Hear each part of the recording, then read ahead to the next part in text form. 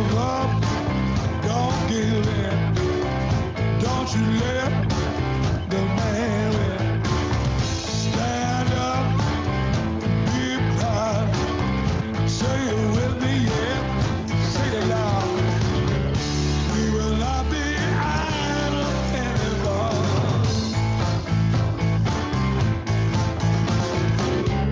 We will not be idle anymore.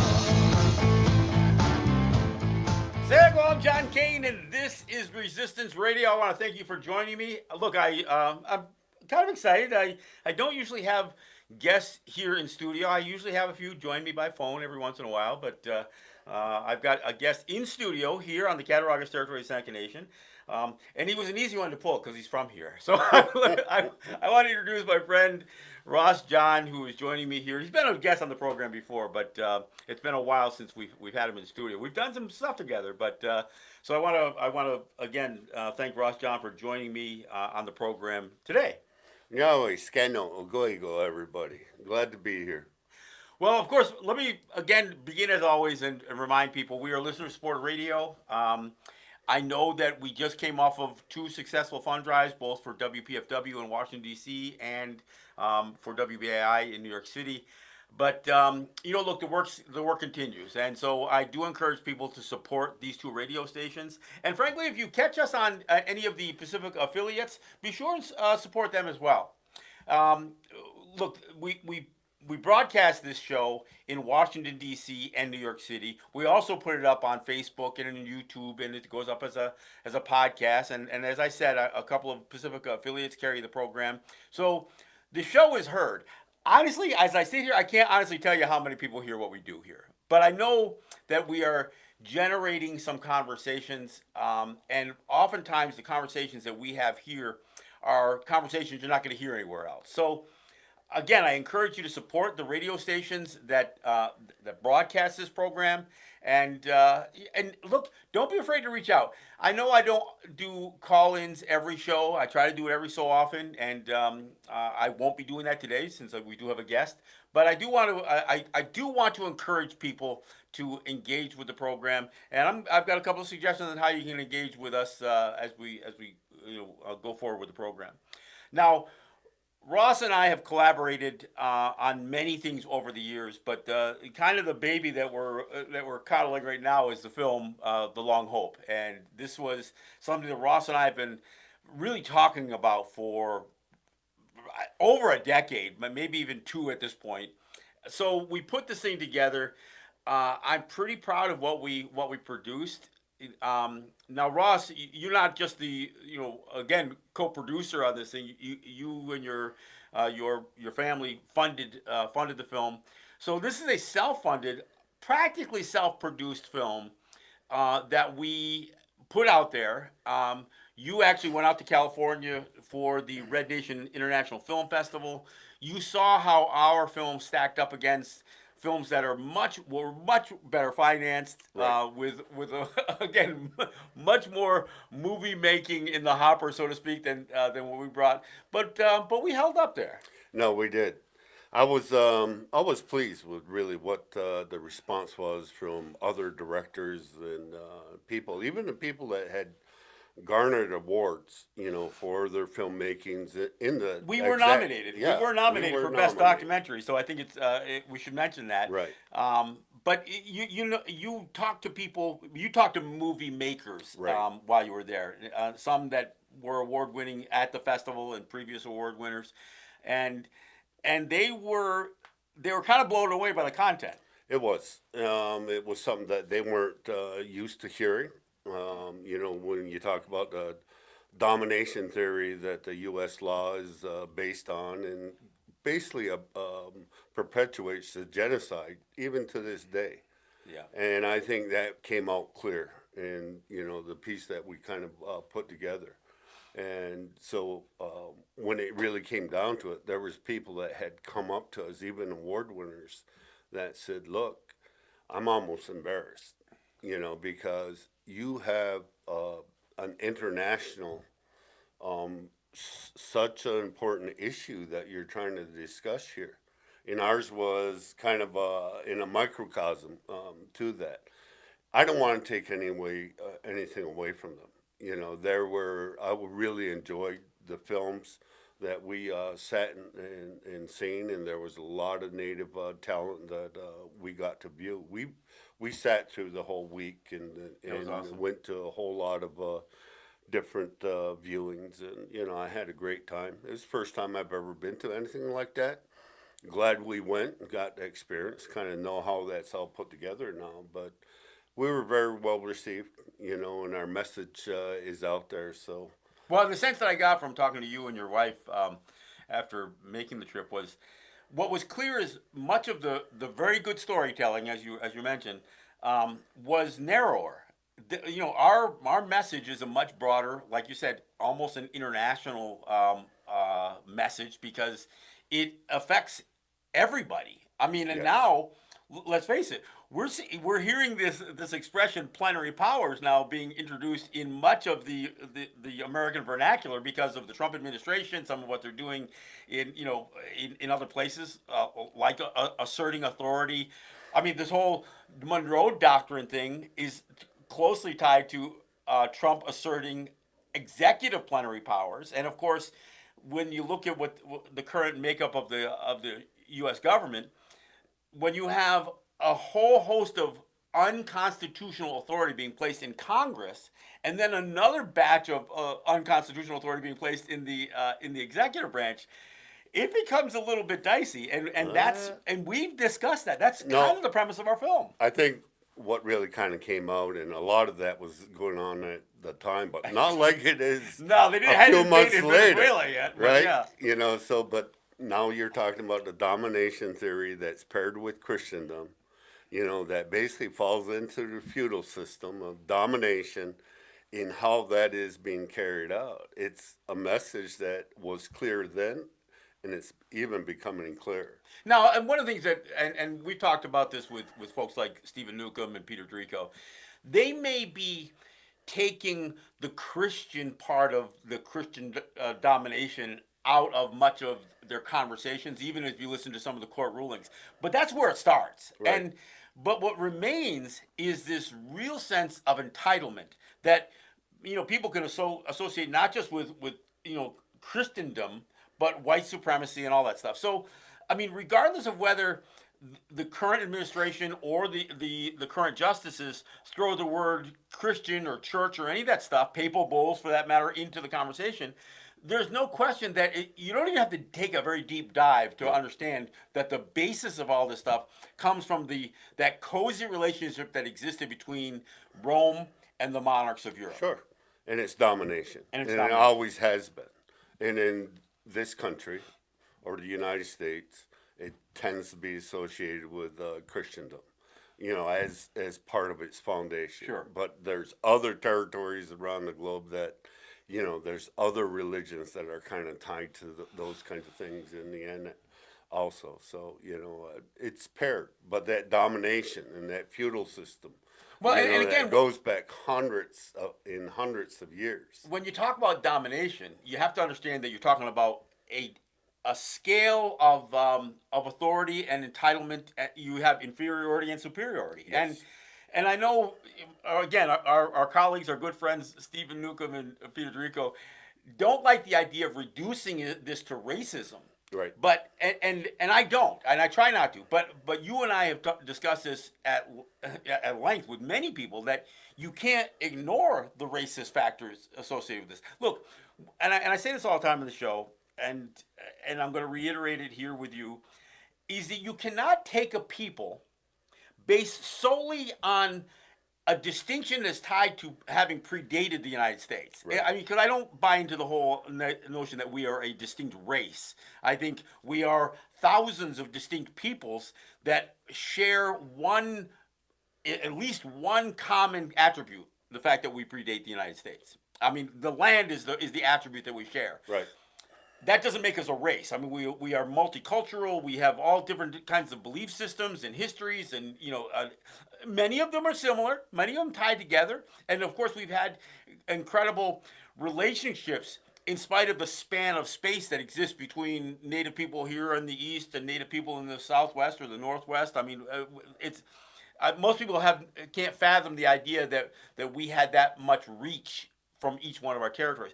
But again, we're very distinct peoples. It's hard to suggest that we are a race of people, but we are being treated as one block of people that the United States is claiming that we are somehow incompetent and that we are inferior. I mean, because you can't cast a people as wards of the federal government based on just one criterion that they are not you. Right. And then suggest to them, we're not calling you wards because we've somehow assessed your intellect or your, although there was plenty of suggestion that we were a primitive people, but they won't even try to suggest that.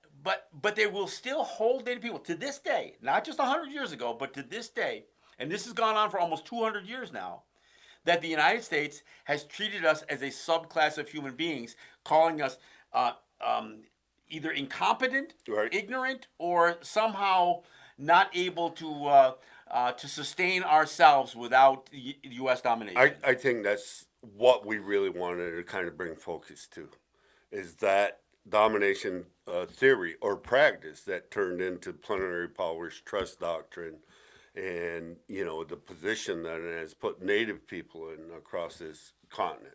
Well, and the difficult part is that there are some that would just believe that we have been fully assimilated, that we are all just, patriotic Americans like other U.S. citizens, when that's not necessarily the case. And I'm not saying that everybody takes the same position that you or I may take on who we are, what our identity is. I think many people have been drawn in, if not coerced and forced into that box of being an American Indian without necessarily understanding that by accepting that you've given up a certain part of your identity. And so this is a difficult thing. I think that's why we want to do the documentary, is to start that conversation, to have that other side of the discussion kind of brought out in the open and talk about the truths about where we're at, the position that we've been put in.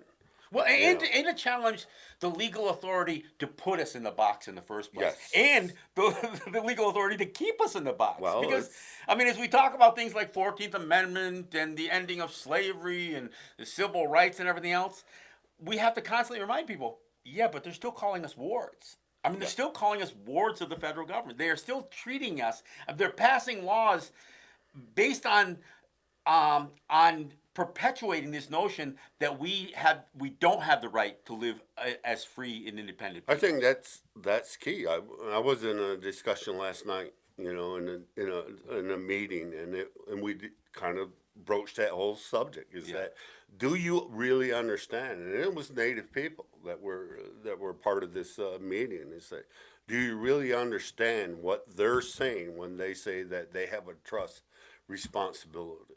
Yeah, and that's what I'm always trying to drive home. Because if you are one of those people who say, well, the United States has a trust responsibility, that means that you are acknowledging or accepting that ward status. Because if you're saying that they are your trustee, you are saying that you are their ward, or that they're the custodian, and that you are under custodianship. And there's the point in the documentary where we're saying is that that's not true. But what's also not true is that they have it's part of their legal basis, that is part of the Constitution. There's distortions that were made in lies that were kind of put into their legal system. Now, I just read a pretty good piece, and I know you took a look at it too, from Maggie Blackhawk. Yeah. And she wrote a piece it was essentially about understanding the distinction between the Constitution, lowercase Constitution, of imperialism, which means how is imperialism constituted by the United States, and the Constitution, large C, capital C. Right.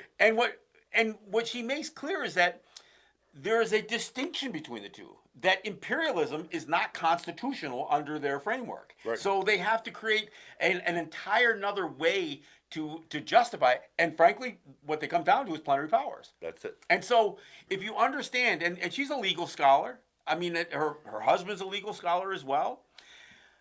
Where the challenge that we get into is that some of these people still believe that in the overall scheme of things, we're better off under this notion of plenary powers than without it. And part of their justification for taking this position is they believe 50 different jurisdictions asserting authority over us at different levels, meaning the states, that if we were to fall under state authority, and that's the assumption, that in the absence of federal authority over us, that the states would have authority over us. And of course, there's nothing constitutional about that either. We argue that No, there in the isn't. absence of federal authority, is our sovereignty, our distinction, and our ability, Distinction. our free and independent existence. In autonomy. So, and my challenge to those people who suggest that, and I'm willing to have this conversation. In fact, I welcome it. And we'll talk about the idea of that conversation a little bit more here. We need that conversation. Well, because I honestly, you and I, we were together when the light bulb kind of got flashed in my eyes.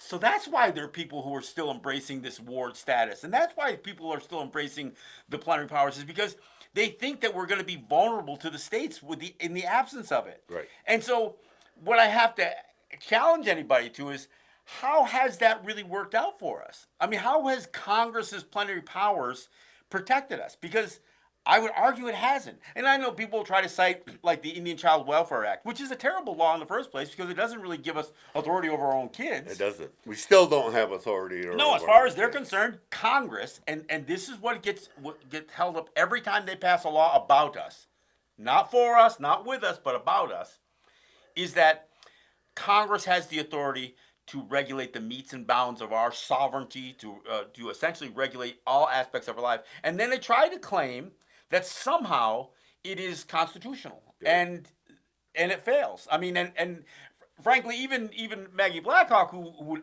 is still arguing kind of for hanging on to some semblance of this plenary powers as protection, fully acknowledges that it's simply not constitutional. We're part of the conversation, and there were attorneys and people on different ends of the conversation, and we kind of got that flavor from them.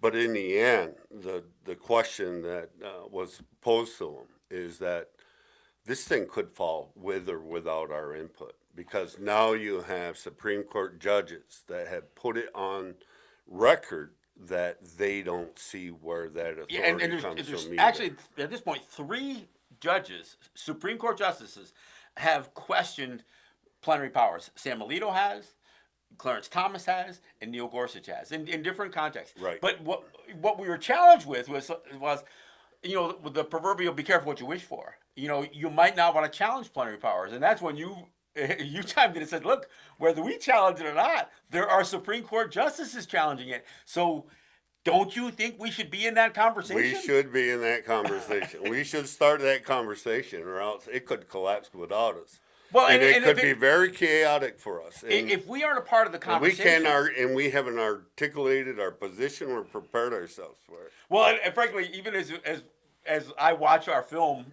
for the umpteenth time, I realize that there's more story that has to be told, because now that I understand better today where our native opposition comes to challenging plenary powers and ward status and that kind of stuff, I think there's another conversation we have to have. So I think when we do a screening of the film and we do that Q&A or that panel discussion afterwards, this is where we get to add on to it. And I know it's tough because it's a 2-hour film. Right. So to sit through the film and then listen to Ross, John, and John Kane go on for another hour may seem belaboring. But look, I've never heard anybody come to a screening and engage us that don't want to continue the conversation. That's it. Because I get encouraged when I see it, because I also think, man, this is a burden for people to listen to, and there's a lot of this and that in there. But every time we walk away, there's people that say, man, people need to understand this. Yeah. This has to get out there. How can we help? What can we do? And then, we're also looking for the critique on it, because we need to continue to kind of hit the media trail with this. We're still going to be hitting film festivals this Yeah, coming 2026. year. We're going to be busy for the whole year. We're Right. kicking it off now. Next month, we're doing at least one screening at the University at Buffalo, through their Native American program. In March, we're going to the Mashantucket Pequot Museum Complex, and we're going to do an event there. I'm in and as I've mentioned on previous shows, I'm in conversation with the Shinnecock, and I'm in conversations with doing a screening in Newark and at SUNY Potsdam and a bunch of other places. We have a contact out in Oneida, Wisconsin, who saw one of our screenings out here, who wants to have us out. So my message to the listening audience here is that if you are wherever you are listening, whether it's New York or whether it's Washington or on any of the affiliates, please don't hesitate to reach out to us. We will pack this thing up and take it on the road. We're doing that, and so we want to engage.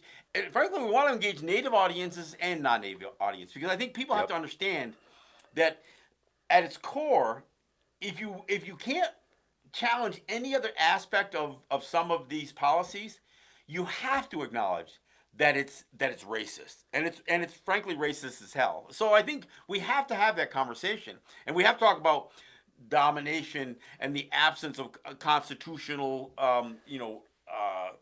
authority for any of this stuff to happen. We have to do all that. So I'm putting this out there. If you are interested in collaborating with us on a screening or having us come to your town, reach out, and we'll perhaps you can help us make some contacts, and we will do that. We are going to be doing it anyway, and if there's people listening to this program who are specifically engaged in this conversation and want to see more, then by all means reach out to us. And there's look. I'm on Facebook. I'm on YouTube. There's any number of ways. My YouTube channel is Let's Talk Native TV. My Facebook pages are Let's Talk Native and Resistance Radio. So there's any number of ways to reach out to me. And I work closely with Ross. We are almost in a daily conversation. He'll get the word to me. Yeah, I'll get the word. And look, in a perfect world, we generate enough interest that people can keep us on the road to do this, and that's what we're striving for. And like I said, when the reason for taking it on the road is to have those Q&As afterwards, to have those panel discussions afterwards, and when you ask for critique, we're not just saying critique the film. We're saying critique our position. Right. Let's have a conversation, because we need to. Look. The last thing we're trying to do is make things worse for Native people, and I know that the concern is that if all of this stuff is indeed built on a house of cards, and it is built on a house of cards, it is. The question is, what happens if the house of cards collapses? And my suggestion is, well, let's lift off a card at a time. Let's pick and choose. We need to analyze this, and understanding that at some point, as you said, with or without us, that house of cards may collapse, because there are legal scholars, there are Supreme Court justices who are saying, look, we can't back this thing up. There's no constitutional basis for and they can't argue, as Maggie Blackhawk did, that it's just simply the Constitution of imperialism, because there's no laws to protect that. That's just something the United States did, and of course all of Europe did, and the spread of Christendom and colonization and imperialism, which continues today in different forms by many, not just Europe, but other cultures. One of the things that I sometimes think we don't stress enough is one of the cases we talk about in the film is the Teton versus the United States. Yeah. And that case we talk about because Brown versus the Board of Education is heard, and they acknowledge that separate but equal is racist, and they make a ruling that ultimately starts to change some of that, that structure, right? But that same court heard a case where Native people and these are Tlingit in Teton were saying, look, you're taking all our resources off our lands. We're without compensation. But I think what gets missed sometimes in the conversation when we talk about the Tlingit or the Teton is understanding that land is the land that the United States bought from Russia. Right. And I bring that up because I've heard some of our own people suggest that Russia somehow was never involved in as much in imperialism regarding us, Although we're seeing it play out in places like Ukraine and that kind of stuff now, and we saw it in the No, building of the USSR. it's still that domination. And- It doesn't matter what form of government. And there's you kind of collaboration vote. when you got the Yes. United States buying Alaska and all that. And let's be clear, Russia had no right to claim ownership of Alaska either. I mean, Right. they literally had outposts there. The vast population of that entire landmass that was bought and sold between Russia and the United States was occupied by native people. Right. And so this whole idea of doctrine of Christian discovery that you only have a right to occupy it. You don't have the right to claim ownership. And I bring this up because, again, I have to remind people, as Donald Trump beats his chest over trying to overtake Greenland, almost 90% of the population of Greenland are Inuit. Right. They're native people. They're not Danish. I mean, the Danes may be claiming, Denmark may be claiming under the doctrine of Christian discovery this ownership or title to Greenland. But at the end of the day, it's native people who are the predominant population there. And, so it's like history doesn't, this isn't just all stuff from 100 or 200 years ago. They're in deep discussions, long, tenuous discussions on talking with Denmark about their own autonomy. Well, and I think Denmark has a governing system that does acknowledge who they are. Yes. I mean, and a lot more so than... Certainly more than here, so Right. than here. Because you don't have rulings like the Teton ruling. Right. And again, just to clarify, the ruling in Teton, in spite of the fact that it's the same court that heard Brown versus the Board of Education, was among the most racist rulings you could imagine. They basically said, no, you native people, I don't care if you've been there for tens of thousands of years, you have no claim to the title of the land or the resource of that land. You are not entitled to any compensation. You merely have the right to occupancy, which we have the authority to extinguish. So we can extinguish any claim that you would have to resources, any claim that you have to land. I mean, and I don't think people can even fathom that this is the United States, the one that has all of those virtuous creeds that they've committed to in their Constitution and their other founding documents. I mean, it's. I think when you hear these things in our film and when you hear us talk about these things, I realize that we're kind of busting the bubble. Yeah. I mean, and these are uncomfortable truths, but they're truths nonetheless. Well, you're hoping that people get engaged on because there's action and things that have to happen and discussions that have to happen. Kind of getting back to promoting a film is that, we were approached by a number of international groups also about getting it out there.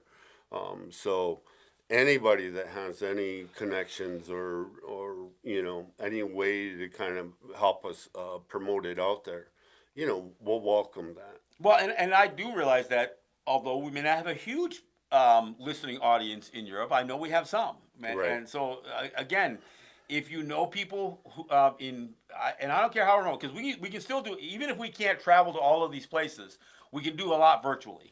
So I think we have mixed this up a couple of different ways, and I think there's ways that we can do this regardless of when and where. So Right. we do want the film to get out there.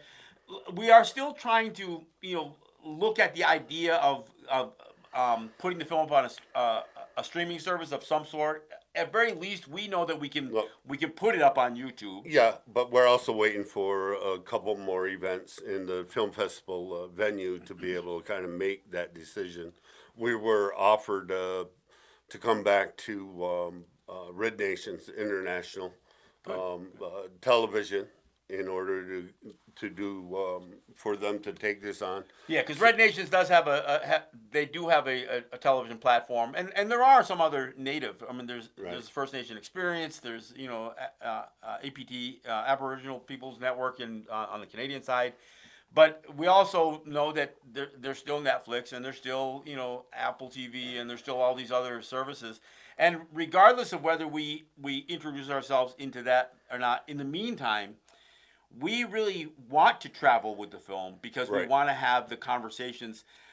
It was a challenge. When you and I first started doing this project, I didn't know how the hell we were going to possibly put a film under the 2-hour mark because I knew once we start spilling out all this stuff, it's hard to contain it. And we covered a lot of area, Right. although everything we covered was really deeply connected to this notion of U.S. domination. I think in all different territories and people, native, non-native alike, can see where, even though it was kind of Seneca and Mohawk centric, Yeah. you know, in because that was the atmosphere that we've dealt with in the topics that Yeah, we our kind of- specific our conflicts have specific been conflicts. in our territories, but they are still universal conflicts. And so whether you're talking about people in Australia or New Zealand or Africa or South America, the struggle is real. It's the same recipe the that same was thing. Yep. was used against everybody. So Well, and as I mentioned, you can't look at the headline news today and not realize that some of the very things that we're talking about when we are talking about things like plenary powers and domination are tied directly to both the attack on Venezuelans, Right. both on land and on sea. I mean, let's be clear. The United States has killed over 200 people in and around Venezuela. And none of these had any kind of due process. I mean, the invasion and attack and the kidnapping of Nicolas Maduro, there's no legal justification for it. I mean, and frankly, I don't even know if that the charges that they have against him are going to hold up. I think they've already had to backtrack on a couple of them, and he'll probably beat the charges. well, they'll hold him as a political prisoner. Well, and The they'll, reality of the situation they'll is, throw him in Guantanamo or something Right. like that, and claim that that the world is a better place. Well, and look, Democrats and Republicans all have said that at some point, and that's what's disturbing because nobody look. If you're going to argue that Nicolas Maduro has somehow been an authoritarian leader, you have to understand the circumstances that he was put in. The United States has been trying to topple the Venezuelan government and economy for a quarter century, both Yeah. parties. but I know this. People. I don't want them to take it wrong, but that authoritarian leadership and rule is what we as Native people I've been experienced. have been experiencing all these. But you also have to years. realize that if you are under siege all the time, yeah, some of your policies and procedures may come across as a bit stringent, and Sure. I'm not justifying any of the accusations made No, against Nicolas Maduro. I'm going to tell you, I'm not a fan of his. And I was much more of a fan of Hugo Chavez than I was Nicolas Maduro. Yep. But the irony is, you look right now and you see the United States praising protesters in Iran and killing them here in the United States. Yeah. I mean, you can't make up this level of hypocrisy. And of course, this does lead us to a bit of a conversation about ICE. And I've talked about this on previous shows, but part of the whole thing is, from a Native standpoint, we don't fit in the boxes properly. So this whole idea about being carrying documentation that proves that you're a U.S. citizen or a lawful permanent resident of the United States, well, what if you're neither? Right. And frankly, you and I both live on Seneca territory. So now, I'm not saying we can't choose to accept the imposition of U.S. citizenship. We have that right. We have that right because in 1924 they passed a law declaring that we're U.S. citizens. Now, I would challenge that declaration doesn't mean it's a done deal. I think at the end of the day we still have choice. But to suggest that we were made U.S. citizens with or without our permission is problematic. So what box do we fit in? Right now, to be to legally exist in what the United States calls the United States, their continental United States or intercontinental United States, you either have to meet the criterion as a U.S. citizen or a lawful permanent resident. Right. So that lawful permanent resident might be a green card holder, or maybe you may have some sort of permission. But you and I don't live in the United States. We live here. I'm not saying we don't leave the territory, but what happens when we leave the territory?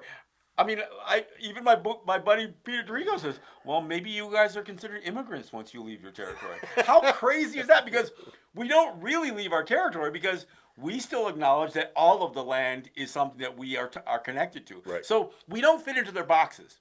So if ICE does come upon Native people, right now most tribal governments, and I don't use that term not as one of endearment, are telling the people, provide your documentation. They're basically telling most of the people to comply and not resist. The problem is we don't fit in the box. So how do we comply? Well, the Seneca Nation specifically issued a directive, and it told its Seneca people that are card-carrying Senecas, and by card-carrying Senecas, I mean they have been enrolled and they have a tribal ID. They said, oh, just produce your tribal ID and ICE will recognize it. Well, they're not recognizing driver's licenses in some cases, so I'm not sure how much ICE is really going to recognize a tribal ID. But I take the position that the United States, that they simply don't have the authority to put the burden of proof on us to prove that we have a legal right to be here. The burden of proof has to be on them. I mean, look, I hate to use the American expression of innocent till proven guilty, but the burden to declare or decide or even to have probable cause that we are somehow unlawfully existing on our territories is on them, and they can't meet that burden. So I think the idea, I actually, bristle a little bit with the notion that we have to like pull out a passport or some sort of documentation, even if it's a tribal ID, to tell ICE, oh no, I can be here legally. Look, it's not going to go smooth if it was ever going to take place here, and so I think the position that will ultimately, if it ever happened here, go back to the Seneca Nation as a governing body.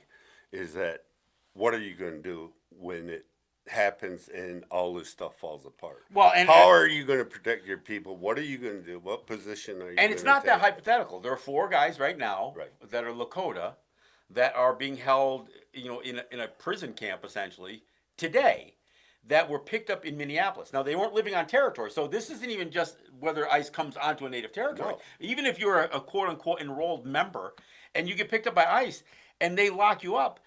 Now, so the government of the Oglala government is right now fighting like hell to get these guys released. Now, and these are homeless people, look, so these aren't like prominent members of their community. And there's people in Buffalo, Rochester, Syracuse, New York City that iron workers out in other cities all over the country. What we're calling enrolled Senecas. Yeah.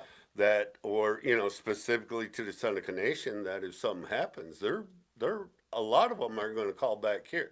Well, and my concern is that the statement that was issued by the Seneca Nation did not offer any assurance to its people that we got your back. If any enrolled Senecas are detained or held or taken into custody, we will ensure that your release. And I didn't get that from the statement. So I was disappointed, to say the least. And I'm not trying to throw any specific counselors or the president of Seneca Nation under a bus, but I was one of the people that said, what's the Seneca Nation's position?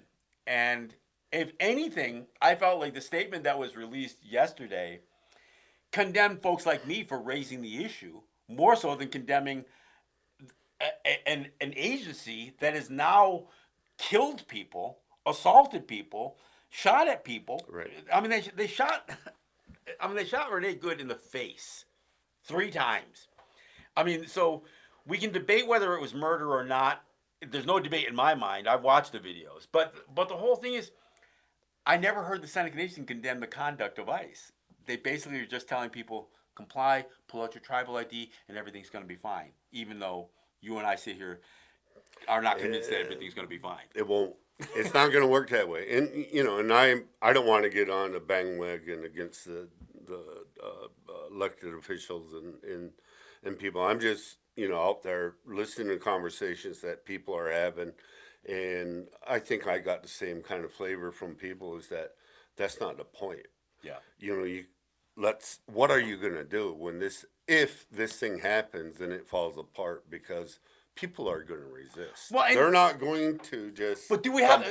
My question is, don't we kind of have an obligation to resist? I mean, and this is the question, right? And that's what most people feel, is that no, I'm not going to comply in this sense. When I see people all over the world who are willing to stand up and protest, whether it's in Iran, or whether it's in New York City or Minneapolis, I think the idea that any native government would tell its people not to resist in any fashion, or even give even to offer some guidelines or some assistance, Right. or well, look, if you're going to resist, here's how to do it. They didn't even do that. No. So that was my concern. I was hoping for a stronger statement. Frankly, I would have loved to hear the Seneca Nation come right out and say, look, we are passing a resolution, even if we can't enforce it, that prohibits ICE from its immigration activities on our territories.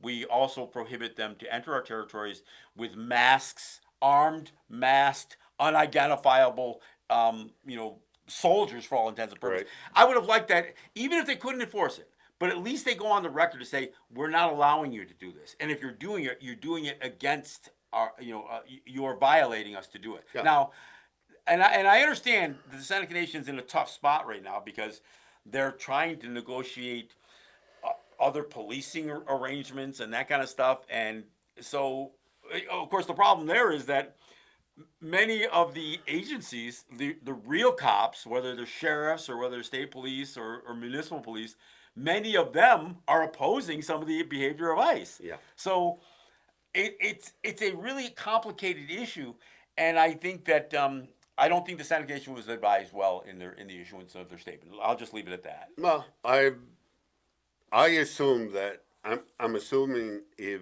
anything like that ever happened here, that in the end that the conversation would turn different. It would have to turn, because the reality is not going to match the a little bit of the illusion that has been created with that statement. Yeah.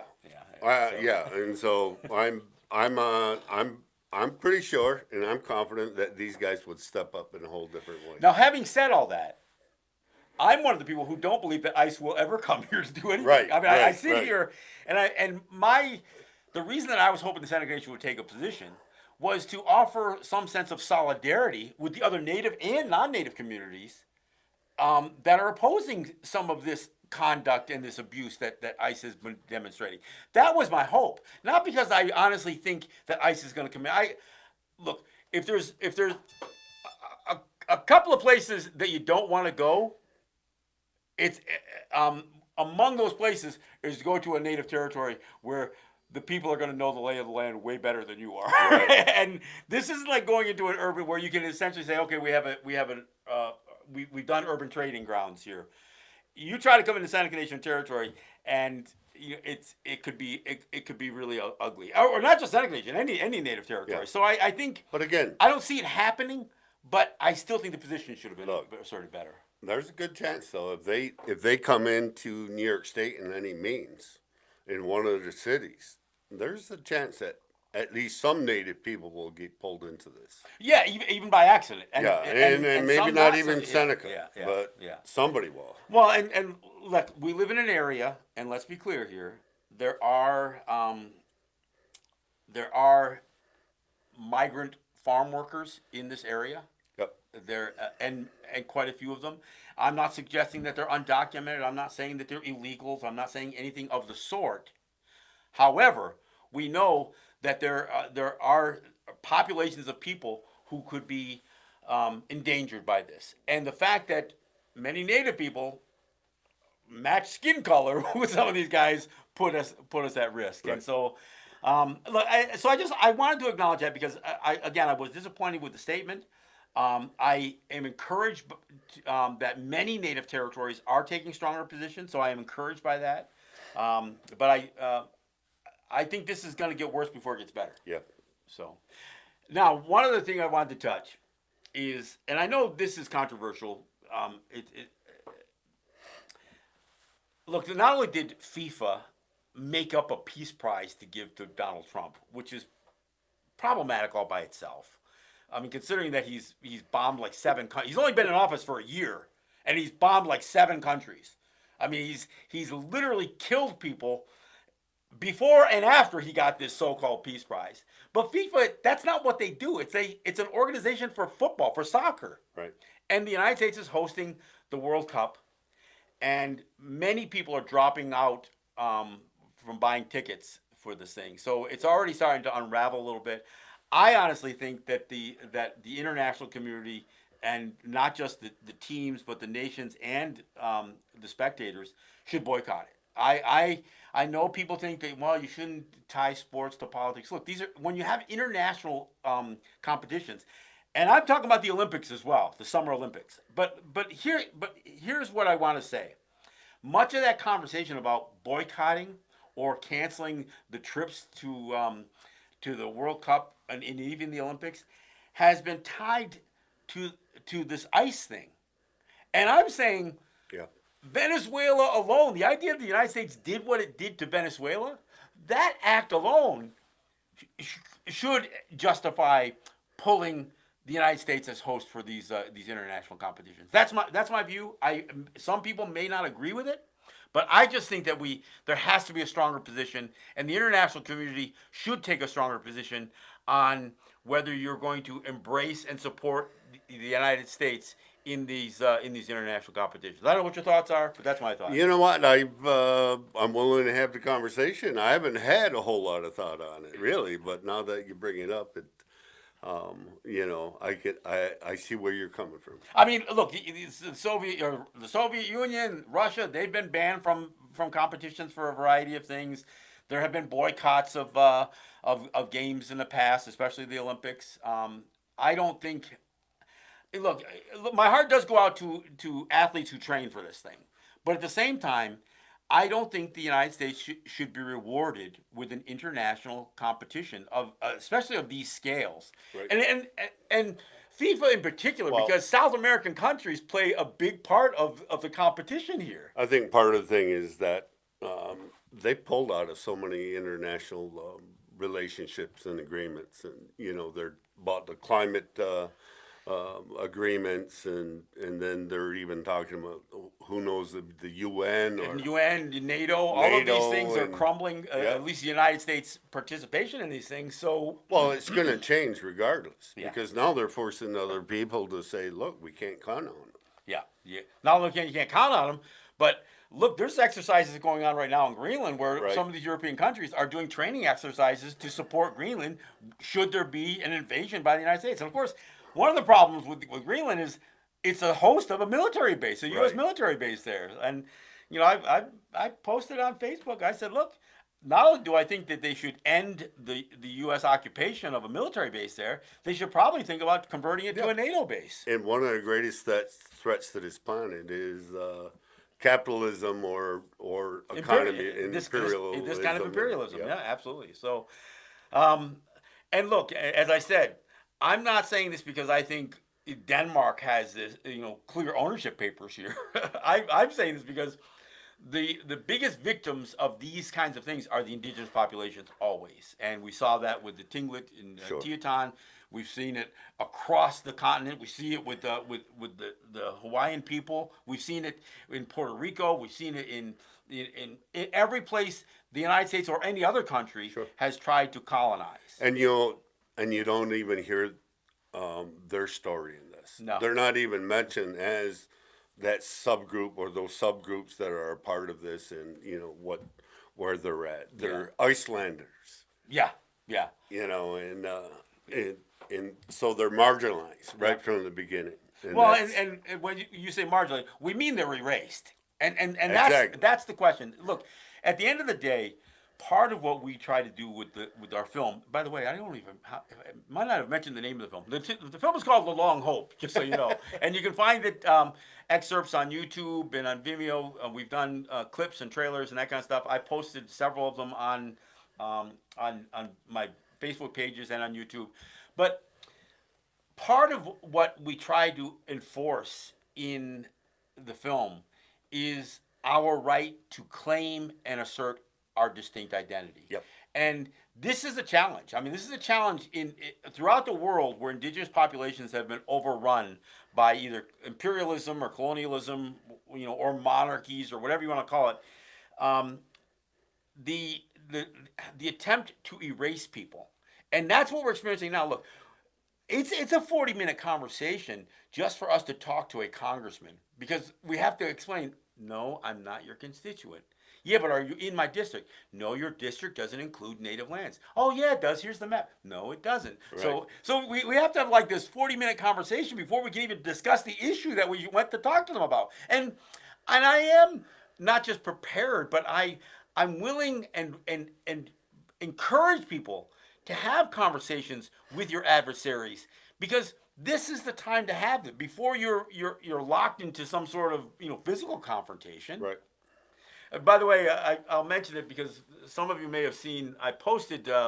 It was, I think I don't know, was it 13 years ago or whatever else, that my buddy Matt Hill and we decided we were going to go to an Idle No More flash mob round dance at the Galleria Mall, and we, when we got there, all we could witness was that the so-called mall cop was losing his mind and was really starting to harass the younger kids who were singing and drumming as a part of this round dance. So we decided we were going to go in there and just kind of create some space and make sure this guy couldn't hassle these young guys in particular. Because look, they were fully engaged in singing and playing the drum. They weren't, it wasn't like the singers were going to, stand up to him. So Matt and I did. And then ultimately the mall cops called the Cheektowaga police, whichever. They already have kind of a reputation of being aggressive, to say the least. And so we stopped the police. I say we, and I say Matt and I. It wasn't just us. There were 500, 600, 700 people there. Yep. And what I kept reminding the police officer that I had, at some level, physically engaged, was, you don't want this stuff to go badly here.